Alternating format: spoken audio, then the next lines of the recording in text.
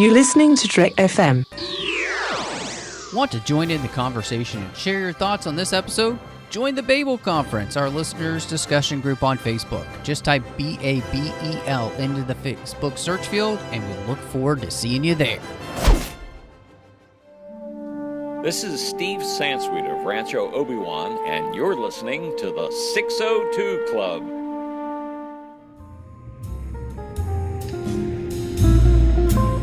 There was a little bar in Mill Valley where all the Starfleet trainees used to go. The 602 Club. You know it. I was there more times than I can remember. Hey, this is Matt with the 602 Club, and I'm really excited to share this very special audio from Dragoncon 2017 from the Star Wars track. This panel actually took place on Friday night, and moderator was my good friend Bruce Gibson, and I was able to be on the panel with a bunch of other people that I respect, and really had a great time talking about Star Wars canon. Just a quick note here, if you've never been to Dragoncon, especially the Star Wars track, I highly encourage you to come. It's a fantastic time. The track is wonderful. We have such great content that we're doing there, and I hope you will consider joining us next year. It's totally worth it, and it's just a blast. And the more you support us, the bigger it gets, and the bigger the panelists that we can have. And so really do support us. I hope that you will share this show with people and spread the word and the love about Dragoncon.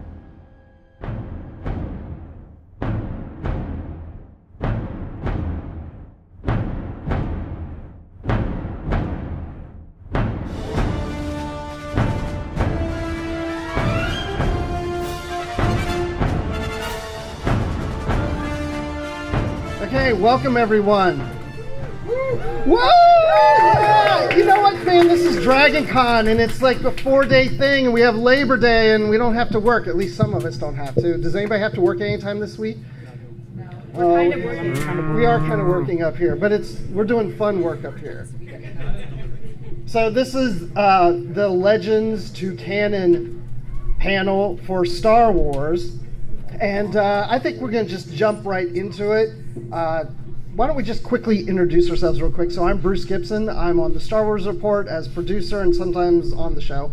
And I also do a Star Trek books podcast called Literary Trek. Sorry about that. Bria. I do a lot of things. Yes, you do. Hi, my name is Bria LaVorgna. I am the managing editor over at Tasha Station. I also co-edit White Hot Room, which is a geek fashion blog. And I cosplay, and I'll stop the list there in interest of time. I don't cosplay, but I could, yeah. My name is Matt Rushing. I am the host of the 602 Club, as well as Aggressive Negotiations, and I'm excited to be here to talk about this subject. My name is Aaron Goins. I am also a podcaster. I do the podcast Star Wars Bookworms with Teresa Delgado. I also do a podcast called Star Scavengers, which is about the Freemaker Adventures animated series, which is a show that I don't hear enough about. I hope you guys are watching it. If you're not, you should watch it. It's really cool. It's so good. I also do a Doctor Who podcast called Bad Wolf Radio, if you're into such things. My name is Alex. I have a YouTube channel called Star Wars Explained, and I talk about Star Wars all the time, every day. I've watched your stuff. It's good. Right now I'm my alter ego Tom Hutchens, but most people know me as Mandalore the Uniter. I'm the founder of the Mandalorian Mercs Costume Club and lover of all things Mandalorian. Nice. Woo! All right, so it sounds like we have some experts about Star Wars, at least up here. So I'm going to start things off by just asking the panel, what was the first thing you ever read in Star Wars? How did you get into the Star Wars books? Bria, how did you start? I'll fess up. You ever heard of a book called The Glove of Darth Vader? Yeah. Yep, that was my very first Star Wars book. I am not ashamed of it. I do not recommend you read that, or The Lost City of the Jedi, or Zorba the Hutt's Revenge, or Mission About Yoda, and I don't remember the names of the other two. But yet, I am still here as a Star Wars fan. For me, it was walking through the mall with my parents back in 1991, and walking past a bookstore that doesn't exist anymore called Walden Books, and seeing this awesome Star Wars book cover that I'd never seen before, even though I'd already seen them all, because I'd had them all from the library a million times at that point. And it was Heir to the Empire, and that is what just kept that fire alive, especially in the dark times.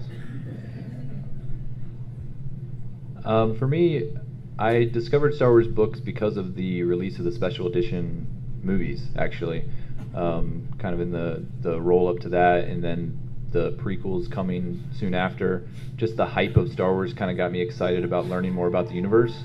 So I went to my local library and tried to find every Star Wars title I could find. I just happened to pick up, the first one I picked up was The Courtship of Princess Leia. How many of you have read that? Woo! Yeah? So, you know, the original appearance of the Dathomir witches and the Night Sisters and riding Rancors and all that. And I people give that book crap now, but man, I still think back on that and just love some of the stuff they introduced in that book. So, yeah, and then I just realized it wasn't the first one in the chronology. Went online, got a list, you know, did the thing, and started with, at that time, Truce of Bakura, which was the first one. I think my first big boy book was Shadows of the Empire, like the first book I read that was over 300 pages, so I got like the comic book and the video game. Nothing like a video game to make a kid interested in reading, but that was my start, and then I think I did the same thing. I looked up the timeline and just went from Jedi on. I remember I was a 16-year-old, and I worked at a Ben Franklin in Winston-Salem, North Carolina as the only stock boy, and we had some Star Wars books that I found in an old box. Well, it wasn't an old box, because this would have been 1993, 94. And the first book I picked up in there was Heir to the Empire. And they never put the books out because the people, it was a family-owned store, and they were like, we don't know what this is, we're not putting it out, it's never going to sell. So I would sit up in the stock room and read the books and not really do my job, just read Star Wars books. Luckily, I did enough of the job to not get in trouble. But, so yeah, Heir to the Empire was my first one. They had was like Last Command was in there. I mean, there was a ton of Star Wars books in there, and that's where I first started getting into Star Wars books. Yeah, my first Star Wars book was actually Star Wars, the movie, novelization in '77. And then I think I was in 6th grade. The Han Solo's Revenge book was like in the Scholastic Books thing at school. And so I ordered it and I read like half of it and then I never finished it. I still haven't finished it. I still have the book. I need to go and read that. Shame. So, I know, it is shame. Maybe tonight when I get home, if I get home. So, because you know, it's Dragoncon. You never know what's going to happen at night. You made it weird, buddy. I always do. Oh, wait, my wife is calling. Okay, so the Canon books, we've had Legends, we had Canon, we're now into the Canon stuff. So just in this past year, we've had quite a few Canon books. What are some of your favorite? And just let everybody know, if you haven't read a lot of these books, we may get into some spoilers through this discussion, so just, be prepared. So what are some of your favorites? Okay, I think it's fair to say no one's going to have any spoilers for Phasma or Leia, Princess of Alderaan, because I don't expect anyone else here has read them yet. You have? That's because I'm insane. Humble brag. How did you read these if they haven't come out yet? They came out last night at midnight. Oh, and you've already read them? Yes, I looked at the words of the page and then I turned each page. It's usually... I don't know. I use an iPad. Well, you hit the button. But your question was actually... Wait, what was your question again? I don't even remember. No, what was your favorite of the Canon books in the past year? If it's just the last year, possibly the Rogue One novelization. If we can go back to May of last year, then it's definitely Bloodline by Claudia Gray. Yes, that's a good one. Bloodline's awesome. Yeah, that's... I'm thinking this year, I was really surprised by how much I absolutely loved Rebel Rising. That book was so good, and if you haven't read it, I highly recommend it, especially if you want to know more about Jyn and Saw Gerrera and their relationship. It adds so much to that. And then, I mean, God, Thrawn, hello. It's just a phenomenal book, and I loved learning more about that character who, had only really just been the villain in the original Thrawn trilogy. I mean, he's just the guy to be there to be the foil. Here, we really get to dive into who he is as a person, and I thought that was just, it surprised me where Zahn went. I didn't expect that at all. And so, yeah, those two books, I think, have just been shockers to me in the way that they surprised me. And it's kind of what we want from our Star Wars books, I think, is not to just know what we're going to get right there. They did a great job, both of them. I think Rebel Rising right now is probably the most recent book that I really enjoyed. Same reasons, you really get into the backstory of Jyn Erso and kind of understand her character, and it makes you, when you watch Rogue One after reading that novel, you look at her character completely differently. But I would also recommend, if you have read Rebel Rising and you enjoyed it, you should definitely read Inferno Squad, because although you wouldn't maybe think, based on kind of the title Inferno Squad, and you're thinking, oh, maybe this is gonna be a military book or this is a Battlefront book, it's really not at all, and it actually ties very well in with Rebel Rising. So it's almost like those two are companion pieces. Of the past year, I can't really think of a book I didn't like, but Thrawn is still takes my top choice. Might be it's like tied with my favorite book in the new canon. I have always loved the character. I think we were fortunate that the timelines matched up so that we were getting a new story. Even like it wasn't anything that was repeated in Legends. We got to see him rise through the Imperial ranks in a way that we hadn't before, and I just thought it was awesome. I've always loved his Sherlock Holmes kind of edge, and I liked that he had kind of a Moriarty villain to deal with. Everything about it, like just Timothy Zahn hasn't missed a beat. I think my favorite book so far, and I'm almost through my 5th book, is Ahsoka, and I think Ahsoka's my favorite. And let me tell you, of course, obviously, I'm a Mando fan, so Ahsoka, Jedi. But still, listening to it, I mean, I listen to mainly the audiobooks more than anything else, and I think, honestly, listening to that book with Ashley Eckstein doing the voice makes it better than it ever could have been if I had read it, because it really sounds like you're listening to Ahsoka's thoughts and really what's happening in, standing in her shoes. So to me, that book really resonated the most with me and made me feel like, I was kind of part of the action of what was going on there. Aftermath was probably my next favorite one, and then Bloodline. Probably 2. They were probably tied for me. So. Mm-hmm. Well, I'm glad you. Well, I was just gonna say, how did I forget about Inferno Squad? Yes. Like, what was wrong with me? Like seriously, because it is so stinking good. The fact that Christy Golden's able to take a group of Imperials and make you really care about them as they are infiltrating the partisans, Saul's leftover group, what's left of his group, is insane. And to have somehow you be able to sympathize with both sides and kind of understand where they're coming from and all of that, the moral ambiguity of it and just everything about it, she nails to make you kind of uncomfortable while you're reading the book. And it's perfect. It's so well done. And so, I mean, I think this year may have been the best year for Star Wars books so far, just because I feel like they're really on a roll. Of the canon. The canon, yeah. So how do you think, for example, Rebels Rising, Guardians of the Wills, we didn't talk about that, Inferno Squad, how have those books enhanced Rogue One for you in the backstory? I mean, I think it's what you said. It's the backstory. All the Star Wars tales are good, the films at least, because you get to know the characters and you love them right then and there. But when you know more about Saw's partisans, you know more of the behind the scenes, you know more about all the history, well, even Catalyst. You didn't mention Catalyst, That's but like, right. if you didn't read Catalyst before you saw Rogue One, I'm very sorry for you. Like, everything between Krennic and Galen and Lyra Erso was just incredibly done by James Luceno. I think it just really adds an extra dynamic to the story that you wouldn't have gotten otherwise.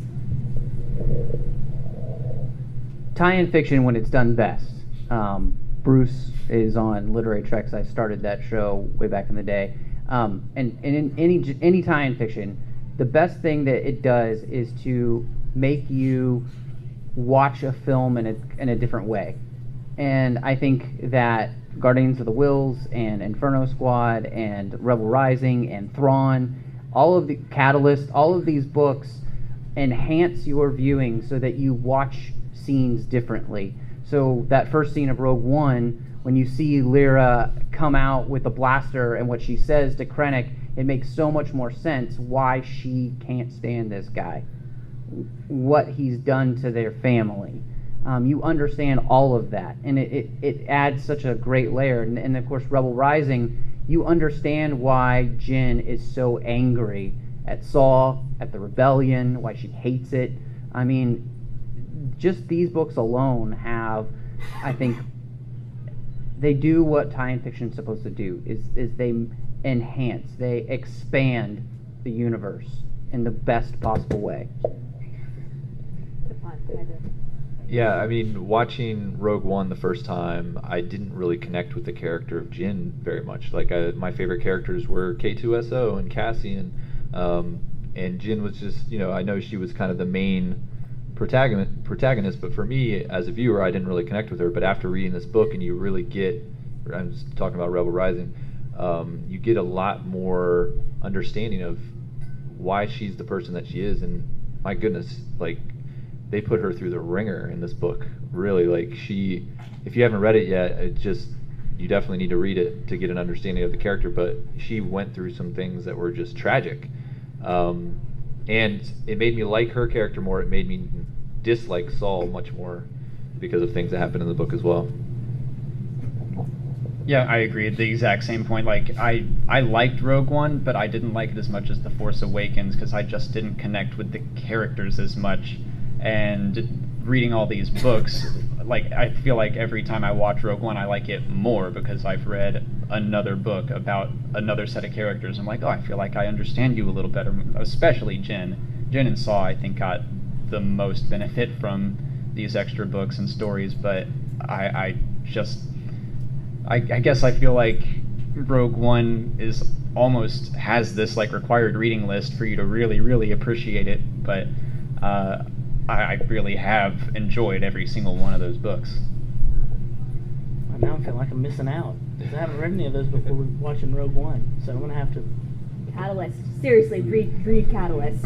Because I loved Rogue One regardless. It was such an awesome movie. It took me all the way back to OT. It was like, sitting in the theater as a kid again, Yeah, when I watched Catalyst, because I saw it before the movie, and reading Catalyst when I went to see the movie, I felt like now I'm seeing part 2. Like, it just led right into it. Yeah, I think it's kind of neat that we have unofficial series in a way. What they've been doing with the new canon is, like, you can pick up any one of those books and be fine, or you can do, hey, I'm going to read Catalyst, then Rebel Rising, then I'm going to watch and or read the Rogue One novelization. And if you have not read the Rogue One novelization, you are missing out. That is second only to Revenge of the Sith as far as novelizations go. And then you can go right into Inferno Squad, which deals with the fallout from the Partisans. I think it's really neat that they've been doing this while also making the canon books very accessible to new readers. Matt, did you want to say something? Well, okay, so now when it comes to The Force Awakens, that's the first time Matt didn't want to say anything. Thanks, Bruce. Marking data. Yeah. So with The Force Awakens, what books would you recommend to read that enhances The Force Awakens for you? Bloodline. Bloodline? That's what I would think. Phasma, actually. Did you really finish that book already? Yes, I put up a review at like 10:30 this morning. Okay. I also put up a review of Leia, Princess of Alderaan at 3:30. That's why she needs this.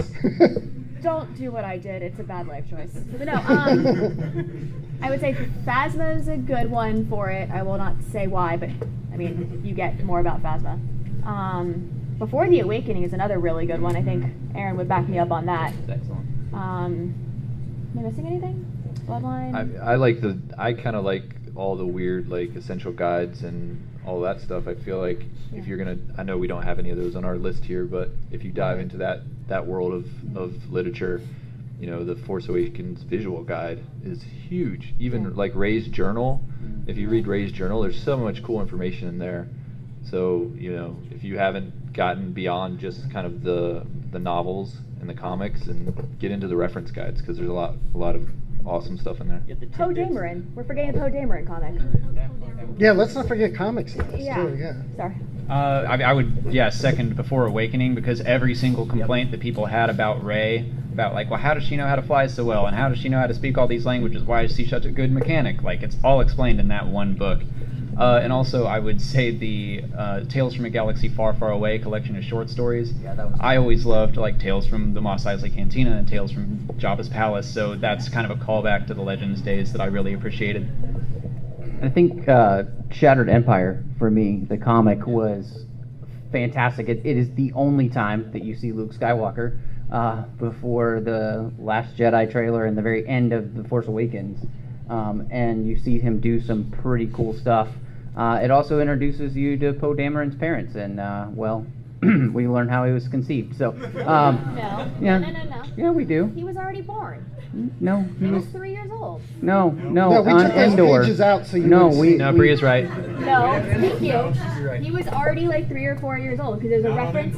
Because there's a reference in the second issue where it's talking about how Poe's at home, because Poe's with one of their parents. Right, that comic takes place, that the comic moves time. There's time between that. Yeah, Within a year. that nine months. Do I need to like Hey, call the Marvel editor? I will. The Star Wars Explained guy just told me that Bria's right, so Okay. I'm believing him. Thank you. The other, there, Wait, Matt, what were you reading then? Yeah. Were you reading the fanfic version? Or did you write it? Oh. moving on. Yeah. Moving on? Is that what it is? Okay. Yeah. Good, because this is the part I start to really want to get into, because we play nicey nice here. I want to know what you think has been working in the new canon and what has not been working. Can I jump into this one? Yes, please.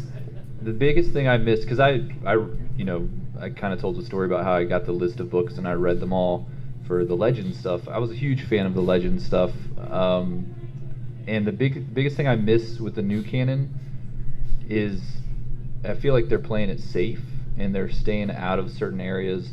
Probably because of the movies, it makes sense that they're trying. We're not getting a lot of stuff about Jedi. We're not getting a lot of stuff about Luke, and they're probably keeping that stuff into the movies. And they've really explored a lot of that stuff in the animation. We have way more Force and Jedi stuff in Rebels and in Freemaker Adventures even than we do in the novels. So we're getting, we got Thrawn, Imperial perspective. We got Inferno Squad, Imperial perspective. Now we have Phasma, bad guy perspective. I miss kind of the good guy stories. I miss the adventures with the Jedi and the Force and that kind of stuff. So for me as a fan, that's what's been lacking. I think we're gonna get those though. I mean, like you said, they're kind of. There's only so much that the publishing groups can do. If we're completely honest, they can do what Lucasfilm says they can do. So they can pitch a really cool Jedi story set 1,000 years before, and Lucasfilm can go, not yet. Let us. They can pitch all the stories they want to that take place in the sequel era, but Lucasfilm will probably say, give us some time. Let us fill it out. But doesn't that hurt the books if they have to, restrict certain things? Yes and no. I think that what we'll see is within 5 years, once we have Episode 9 is out, I think we're going to see much more diversity in the stories that they're telling. They'll have more freedom. There won't be as many worries about stepping on the feet of the next director. We have no idea what's coming in Episode 9. We don't know what's coming in Episode 8. And there's not as much space for them to play in. But they are definitely starting to fill in the gaps a lot more. Phasma fills in a decent amount of the gap. Or not a decent amount, but it fills in some of the story there between Return of the Jedi and The Force Awakens. It's something that we're going to get to, but they can't do it yet. Yeah, I think what's really worked about the new canon is when they have found a way to be very focused in their storytelling. And the books that have worked, when I look down the list that we have here, the books that have worked the best are ones where they have more creative control. So when I think of one of the best books in the canon, it's Dark Disciple. It's because they get to tell a very important story about a character that a couple of characters, and a lot of characters we all knew and love in the Clone Wars, because they're telling an actual story that they just didn't get to tell in the Clone Wars. And so they're telling you something that you wouldn't know unless you read that book, because you'll never get this story anywhere else. And I think that's something that's really cool. And so when they play in areas where they have all that creative control, I think it's really, really worked. That's why we're getting so many Empire books right now, where we're getting the view of the Empire, because they have that control. They can play in that time period. They're not going to ruin anything, and they're not going to step on anybody's toes. And those, I think, have been the books that have really worked really well. The ones that haven't worked as well for me personally have been when they have tried to tell stories, and they have been less focused in the set between 6 and 7. Bloodline's fantastic because it's focused on Leia, and it has that laser focus. The Aftermath, the works don't work for me personally, just because it's so scatterbrained and they're holding so much back. It hurts the storytelling. It's not necessarily always the author's fault. It's just he doesn't get to write anything he wants to write because he can't touch Luke Skywalker. And that's what we all want to know about. Let's be honest. The story we all want to know is what happens between 6 and 7, and they're just not going to give us that. And I think they've kind of learned that, and that's why they're playing in areas which are safer for them and give them more control, so you feel more rewarded for having read that book. Like, you feel like you added something to your knowledge. And I think, again, that's what tie-in fiction does best.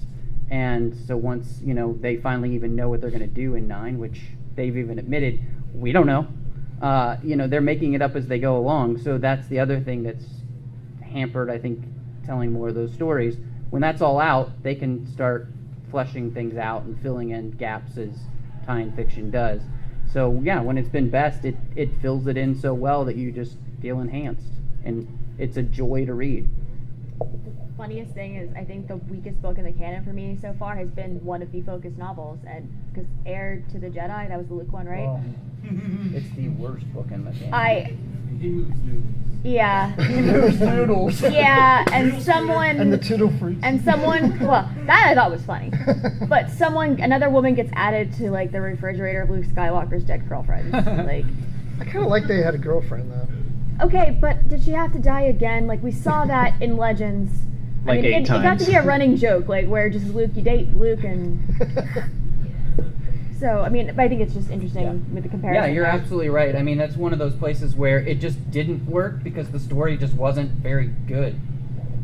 If you wanted a better Luke Skywalker book, Weapon of the Jedi was fantastic. Yeah. So good, and it's like this middle grade novel book that so many people might have picked up, but all 3 of those that got written were written by incredible Star Wars authors, and they really did just an amazing job of filling in those characters in that original trilogy time period, to where you understood, when Luke Skywalker went to face Darth Vader on Hoth, he'd had some training by some holocrons that he'd found. He'd practiced, and it was really, to me, it added why when I watched that film, Luke has even the slightest bit of chance of getting out alive in the first place. Because otherwise, if you've only seen the films, you're like, really? They didn't even do any lightsaber training on Dagobah.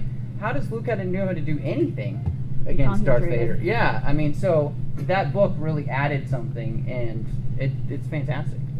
I think the new canon, it just feels like they're saving the best stuff for the movies, which makes sense, because Star Wars is a film franchise first and foremost. And yeah, it feels like all the books are there to fill in the gaps, or just make you care about certain characters a little more. And that's fine, but I guess I miss in Legends where they didn't have any of those constraints, and they could tell these big grand stories where major things were happening across the galaxy. We aren't really getting that in the books so much, I feel like. I was excited for Aftermath, and it was this is what happens after Return of the Jedi, and you're it's going to be for everyone, you're going to see what happened to Luke and Leia and Han.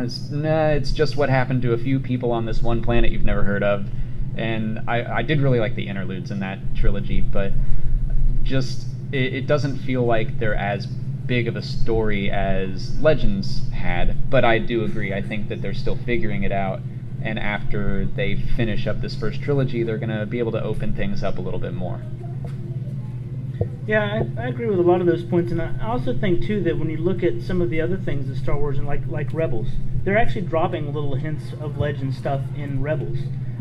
Specifically, some of my favorite episodes where Sabine gets the Darksaber, they talk about the Mandalorians losing the war against the Jedi. So that's obviously something that we've heard of before many times in Legends.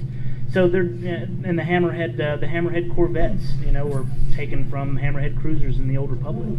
So they're dropping these little things in there that are from Legends, and they are still using them to bring them back in some semblance of sense, where they actually make sense to bring back.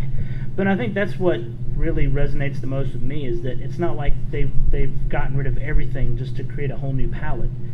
They just kind of set stuff off to the side and look through it, and they say, "Oh, that's really neat. Let's save that. Let's reuse it in the new canon, and people will remember it from the old Legends material too. And we won't change the story dramatically. We'll let it have some history that people already know, so that it's it makes more sense and people can digest it easier. So I think that's what really between both the books and with with all the animated stuff that's coming out, it just makes it easier for me, and I think for a lot of people, with that transition that had to be made from Legends to canon. And I think it's the trade-off that we get, right? If you're going to have your books be canon, you're going to know that they're going to save the best stuff for what they're going to do in a film. It's not going to happen in a comic, I'm sorry, that only like 2% of the fandom's going to read. That's just not what they're going to do. And so they have to be much more focused. And I think, again, when I look down this list of these books, I would say that I love 70% of them. That's a really good number. When I look back at the Legends line, I probably like 70% of it too. The other 30% is like, but that's really great stuff, and the fact that they are finding their feet in this, we just have to give them the grace to do that. And I think this year, again, when I said I think this has been the best year for the new canon books, I mean it. Because I feel like they've really found their groove. How Star Wars got its groove back. Yeah, it's now. I think it's something really important to note that they've been doing in the new canon more so than previously is the YA and the middle grade books are not something you should be skipping. A lot of people are going to look at something like Lost Stars and write it off because it's marketed as a YA romance. If you do that, you're foolish. And Rebel Rising. Yeah, Rebel Rising, Ahsoka. Some of the best books have been middle grade. Guardians of the Whills is middle grade. I think it's important to note that just because these stories are being written at a level that's more accessible to younger readers does not mean that they're not worthy of your time. And that's Ahsoka something. Was middle grade? Sorry? Ahsoka was middle grade? Ahsoka was YA. Wow. Yeah, Okay. Ahsoka. Didn't feel YA to me. Ahsoka, Lost There you go, Stars, right. and Rebel Rising were middle grade.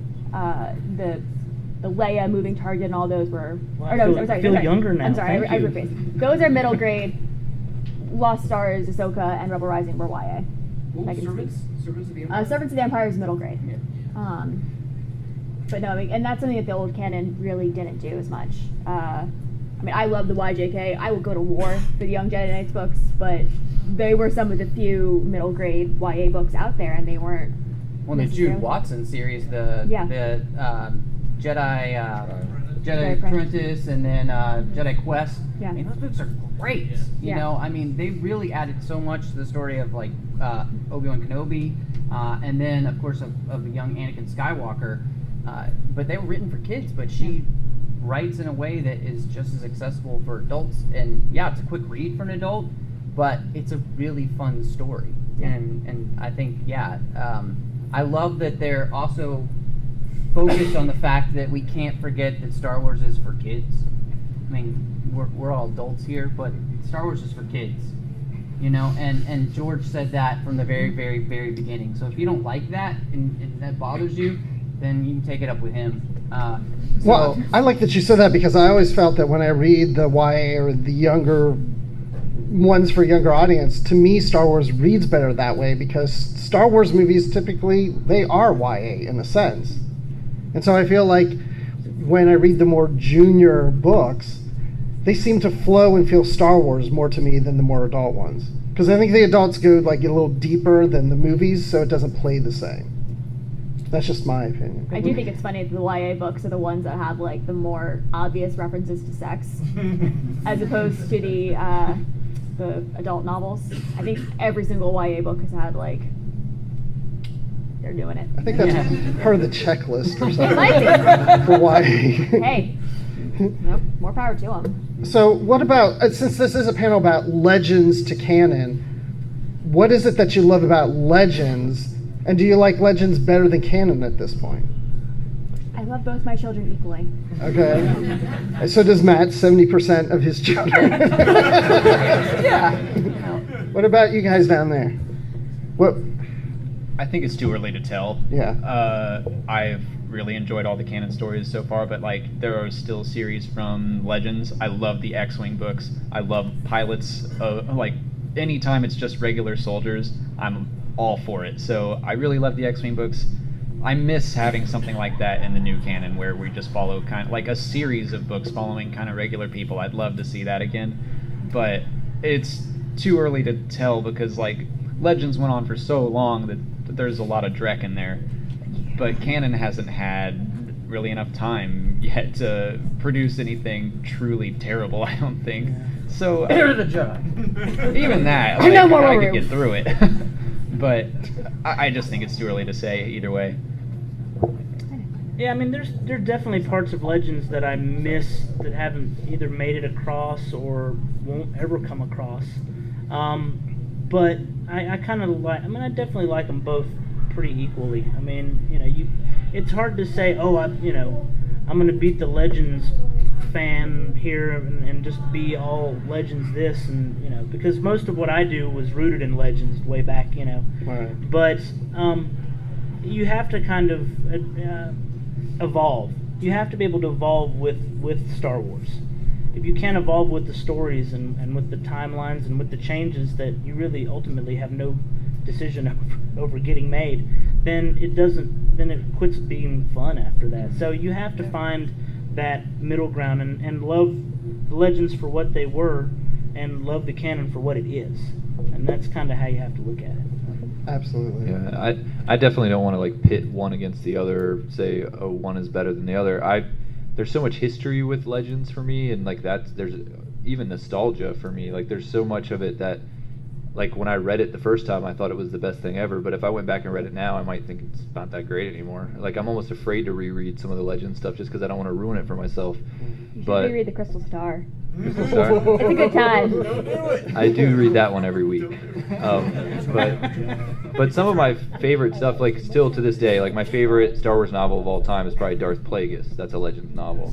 Yeah. My favorite Star Wars comics of all time is the Republic series, Legends. So I think Legends is still winning probably for me, but I still love a lot of the canon stuff too. Yeah.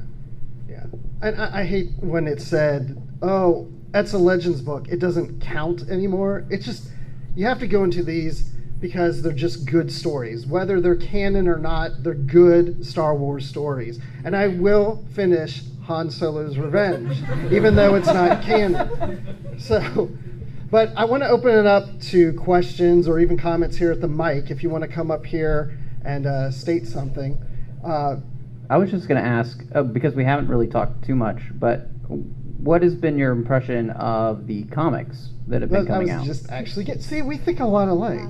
We've been on too many podcasts together. I just wanted to open the floor, but yeah, so let's talk about the comics. What's working in the comics? We can only talk about Afra for 5 minutes. That's all we've got. Do you like Dr. Afra? She's okay. She's kind of like the best thing ever. I'm the first Afra in the 501st. Leave me alone. Actually, I think for the most part, the comics have been pretty consistently good. The only real duds for me so far have been the issue 1 of Mace Windu. That's on a struggle bus. But aside from that, it is. Have you seen the artwork? No. Yoda looks like a love between a baby gremlin, and not in a good way, but mated with a frog. But I mean, I think where the comics have been really, really successful is number 1, the Vader series that Kieran Gillen wrote, and not just because Afra's in it, but because it's a really, really good Vader story. Like, You want to see the moment when he finds out like that's his son. He has a son. Oh boy. And it just tells a good cohesive story. And then other places where they really excelled have been some of the short limited series. Lando was fantastic. I don't think anyone expected that to be as good as it was. Obi-Wan and Anakin was also very good. And I'm really, I enjoyed the Princess Leia book and the Canon one as well. So I'll answer my own question. The comics have been more difficult for me. And part of that is because they do take the comic format and use that to its nth degree sometimes, and sometimes things are way so over the top, it almost doesn't feel Star Wars-y. But there have been some really good things, like, again, that Lando comic, Lando's like a character for me, but that comic was so good. Like, yeah, I mean, it was incredible.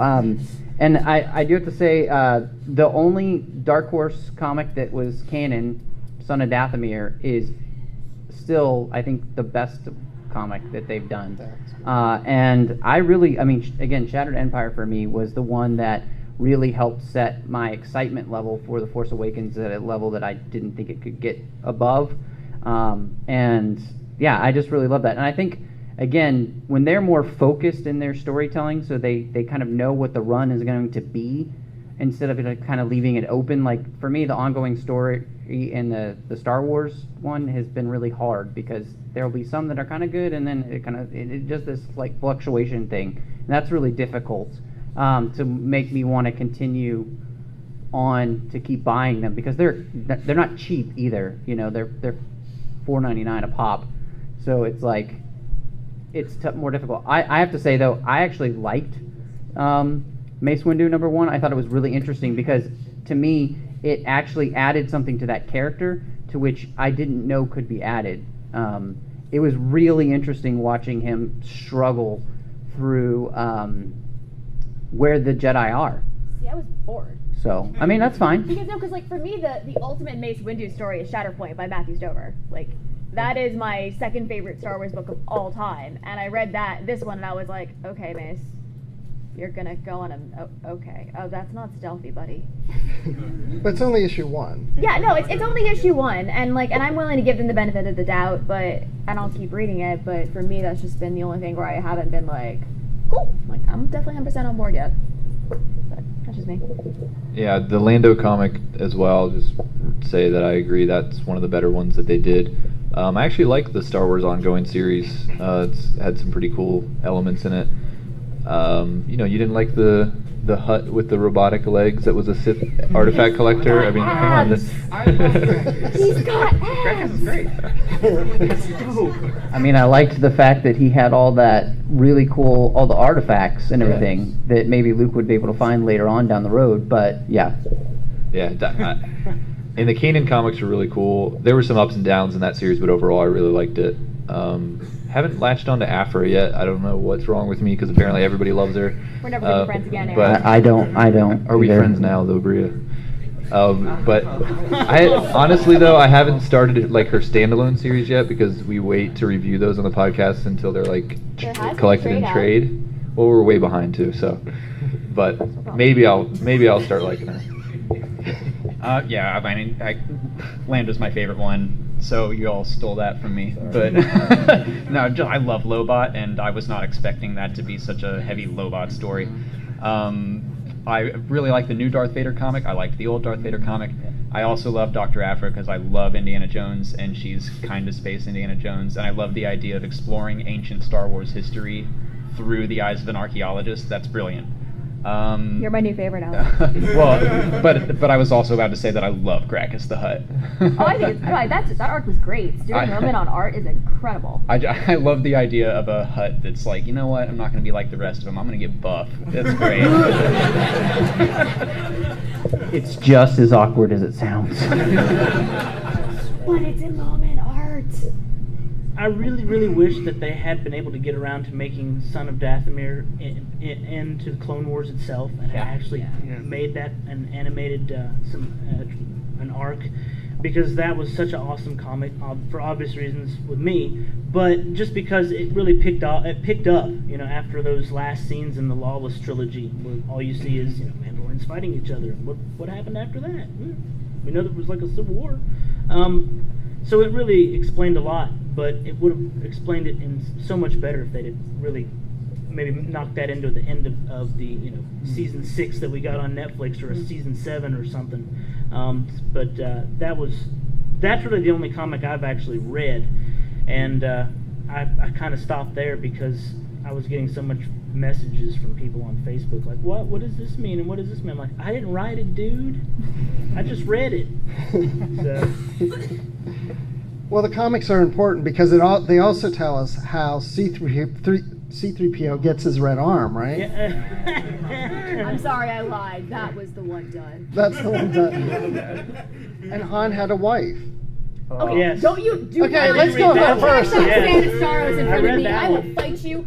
I just mentioned it. I didn't criticize it. Santa and Afro were together.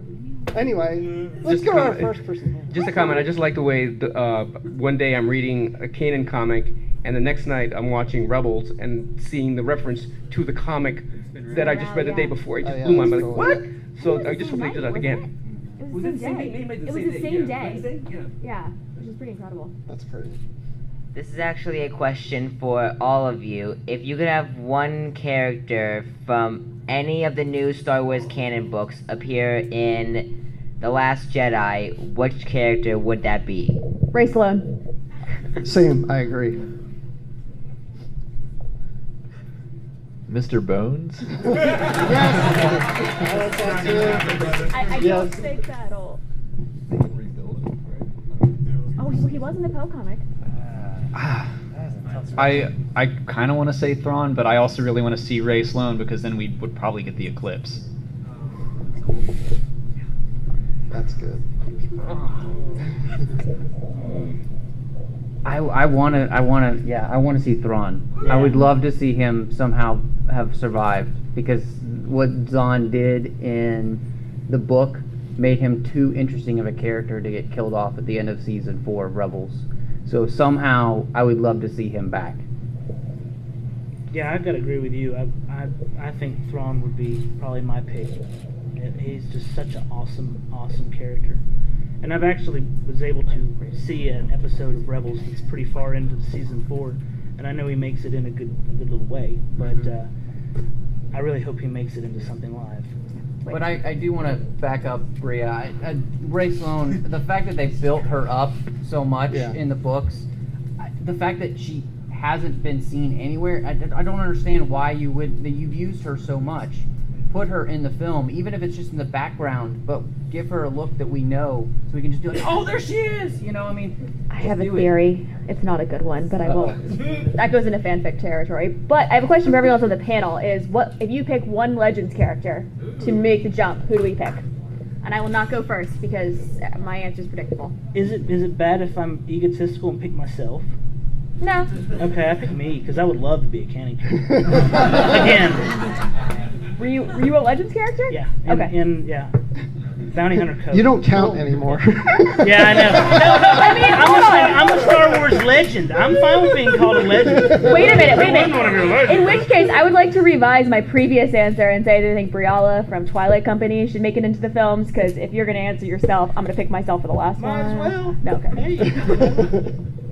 I'll go Gavin Darklighter. We need more Darklighters. As long as he doesn't marry He didn't. What do you think, Aaron? You got one? Slept with one. I feel like I would want it to be somebody kind of obscure. I don't know. Like, I don't want to see Mara Jade really yet. I don't know. Like, no, I'm not looking at you saying that's your pick. Somebody's self-conscious about that. You're staring right at me. You're in that general direction.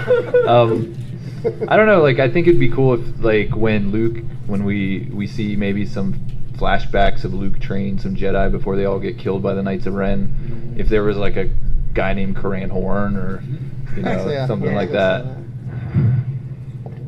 Yeah, I mean that's so tough, because I do love Mara Jade, right? I would love her somehow to make it, but she's not going to, because that's not what's gonna. I mean, that doesn't work with the story probably.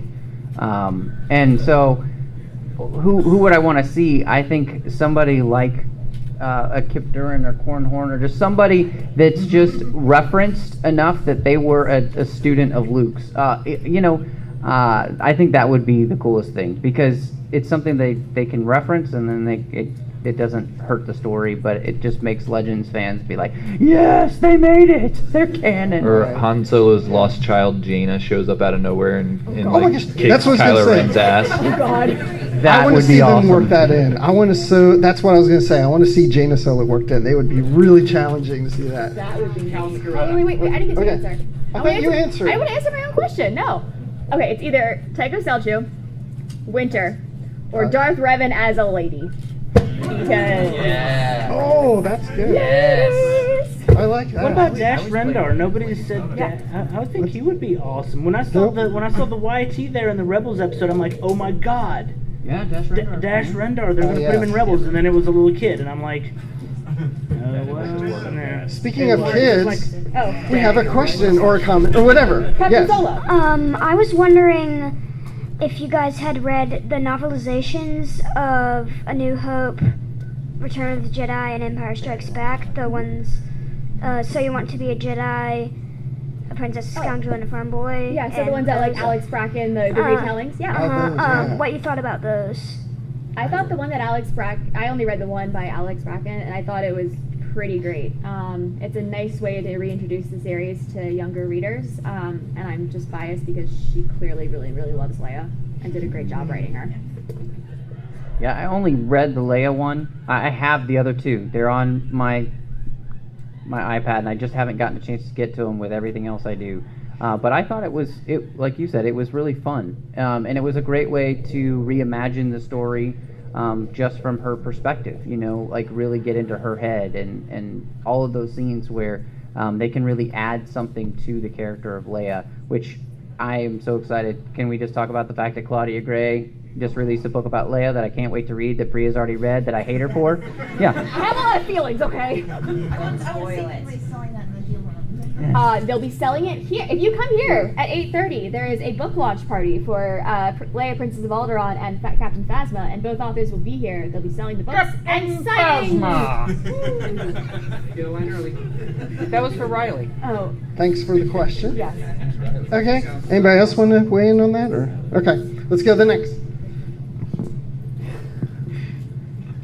Hey, well, as a Legends fan that is big fan of the original canon, number one, I want to say thank you for showing the comparison and contrast between the two, and not just being like some people are, to where they're just all new canon and they don't care for Legends and whatnot.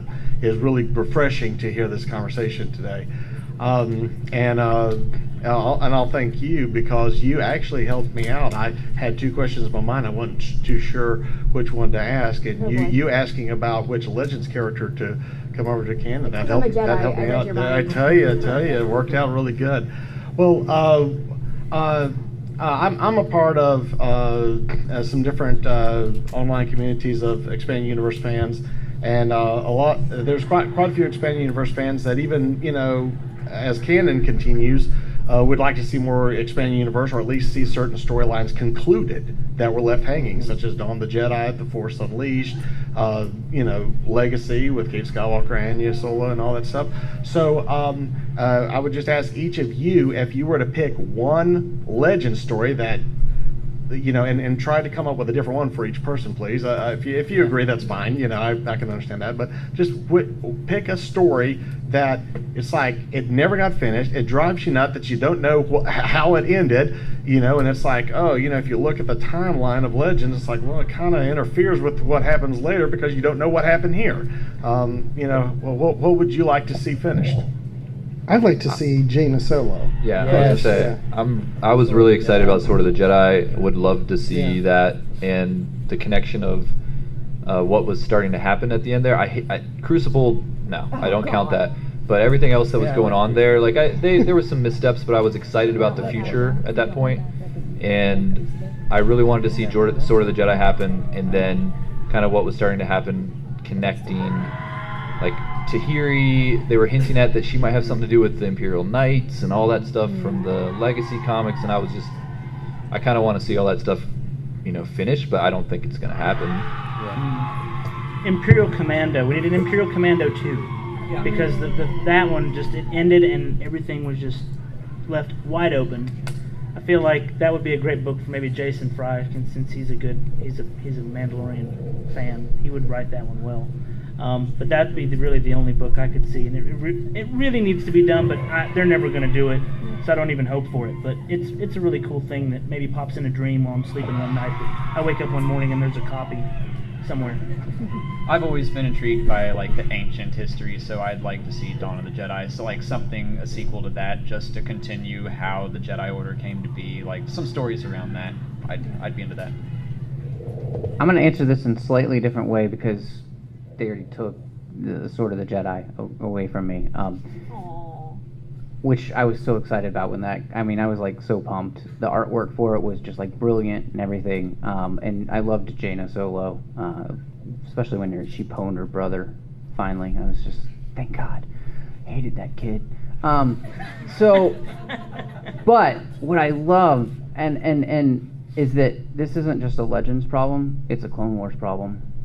And I would like to see the storylines finished in book form or something. Yeah. Give us those stories. You have them there. Just let us read them, just like you did with, Dark Disciple. The Siege of Mandalore. I mean, that kind of stuff. I mean, that to me, it's right up there with the stuff that I would still like to see in Legends done. So, I mean, I feel that pain, because I feel it about some of the Legends stuff, but I also kind of feel it about the Clone Wars because that was my thing. Yeah. I was saying, you already took my Dawn of the Jedi. One thing about the Clone Wars too is that on StarWars.com they got that chronology, and at the bottom they got certain things that happened after Episode 6, including the Dark Disciple, and they even put that Son of Dathomir comic in there. So well, he took my Dawn of the Jedi answer because I actually think Legacy and Ian Solo's story wrapped up really nicely. So since I can't get Blood Oath, since it's not the Del Rey Vault of unfinished Legend stories, it does not actually exist. I'm going to go with I would want to see another Race Squadron story, but I think that would be very difficult to do given that the late, great Aaron Alston is no longer with us, and I don't know anyone else who could write a book quite like that. Maybe Stackpole. I'll throw in... No. They are too different. Yeah, I mean, I have nothing but respect for Mike, but the Race were not the Rogues. Yeah. I'll throw in The Force Awakens, the Force Unleashed 3. Yeah.